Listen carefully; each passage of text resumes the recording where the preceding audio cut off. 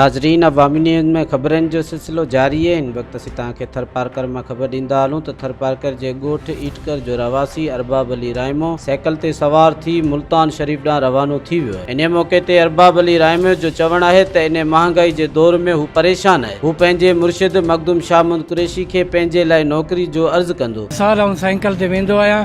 हिन साल बि आउं साईं क़िबला साईं शाह महमूद कुरैशी जी मोहबत में अॼु उमरकोट खां मुंहिंजो सफ़र घोटकी ताईं आहे। मुंहिंजो सफ़र आहे पंहिंजे क़िबला शाह महमूद कुरैशी जी मोहबत में निकितो आहियां। ऐं हिकु बेरोज़गार माण्हू आहियां। साईं शाह महमूद खे अर्ज़ु आहे ऐं बेरोज़गार आहियां, मूंखे नौकिरी खपे। मुंहिंजो गुज़र सफ़र ॾाढो हिन महांगाई जे दौर में हर हिकु माण्हू परेशान आहे। अॼु आऊं हिन ग़रीब मुजाहिद फ़क़ीर अरबाब रायमो ॻोठ ईटकण तालको डाली खां अॼु उमरकोट खां मुंहिंजो सफ़र आहे। ख़ैर सां अभी सभई अॼु मुंहिंजो प्रोग्राम भरियो आहे। अॼु चंड जी 1 तारीख़ मुंहिंजी रवानगी आहे।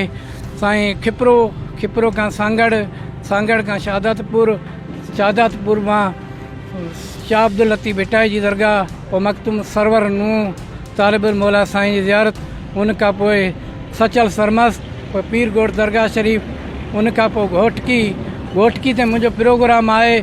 अॻिते हालात जे मुताबिक़ मुंहिंजो प्रोग्राम आहे।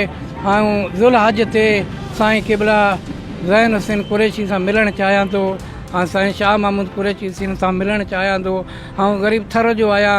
हिन महांगाई जे ख़िलाफ़ में जीअणु ॾाढो मुश्किल थी वियो आहे। ऐं हींअर अॻे हर साल वेंदो आहियां। अॻी दफ़ा वियो त हिते मुंहिंजी कई रैली न कढी।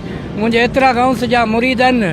एतिरो 22 ॾींहं में पहिरें मुल्तान पहुतोसि ऐं साइकिल ते वेंदो आहियां दोस्त, साइकिल ते। ॿियो मूं वटि गुज़र कोन आहे, मूं वटि ख़र्च कोन आहे, मूं वटि पंहिंजी सफ़र सवारी साइकिल आहे।